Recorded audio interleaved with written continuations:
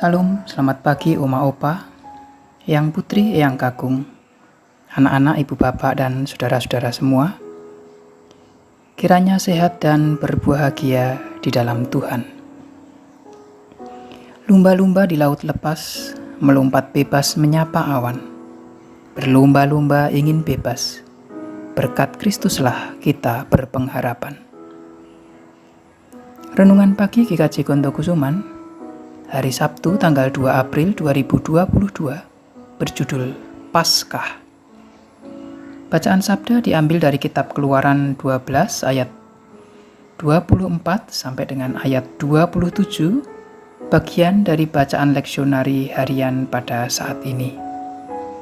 Sebelum itu, mari bersama kita berdoa. Tuhan Allah Bapa di surga yang mulia, kami bersyukur dan berterima kasih sebab Tuhan berkenan menyatukan kami kembali di dalam renungan pagi hari ini. Syukur kepada Allah atas penyertaan Tuhan di sepanjang kawal malam dalam istirahat kami, maupun di saat kami kesulitan tidur karena beban pikiran, perasaan, atau sakit penyakit. Ya Tuhan, jauhkanlah kami dari segala kekhawatiran. Berkatilah kehidupan kami hari ini melalui tuntunan sabda yang mulia. Naungilah kami dan berkatilah kiranya, agar dapat menjadi pelaku-pelaku firman yang benar, di hadapan Tuhan, di depan sesama. Di dalam nama Tuhan Yesus Kristus kami berdoa. Terpuji nama Tuhan Allah kekal selamanya. Amin. Keluaran 12 ayat 24 sampai dengan 27, sabda Tuhan demikian. Kamu harus memegang ini sebagai ketetapan sampai selama-lamanya bagimu dan bagi anak-anakmu. Dan apabila kamu tiba di negeri yang akan diberikan Tuhan kepadamu, seperti yang difirmankannya, maka kamu harus pelihara ibadah ini. Dan apabila anak-anakmu berkata kepadamu, apakah artinya ibadahmu ini?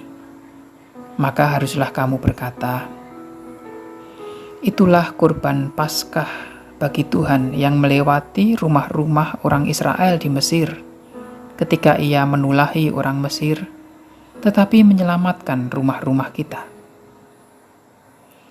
Lalu berlututlah bangsa itu dan sujud menyembah.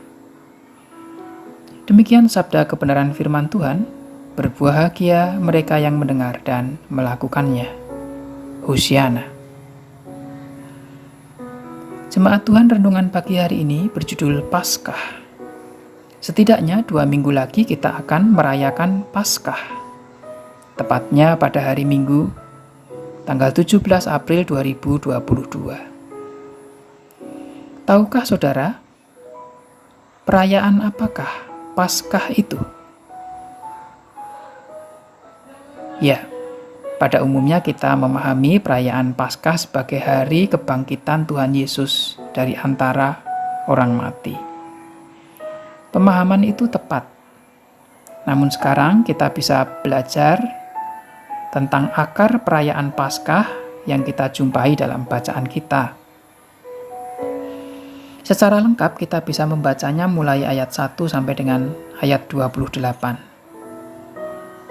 Namun pada bacaan kita, ayat 24 sampai 27 disebutkan bahwa Paskah adalah perayaan untuk mengingat karya Tuhan ketika Tuhan melewati rumah-rumah orang Israel di Mesir dan menulahi orang-orang Mesir, yaitu dengan matinya anak sulung orang Mesir.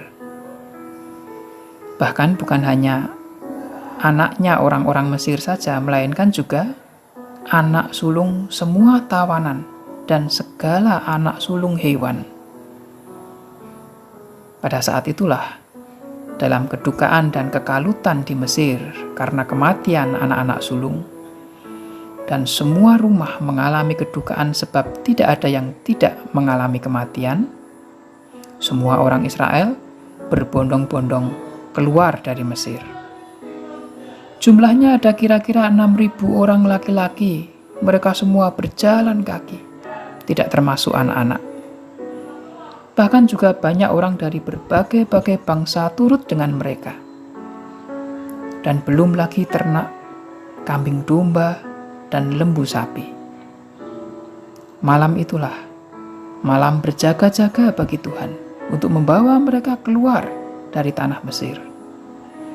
Dan itulah juga malam berjaga-jaga bagi semua orang Israel turun-temurun untuk kemuliaan Tuhan.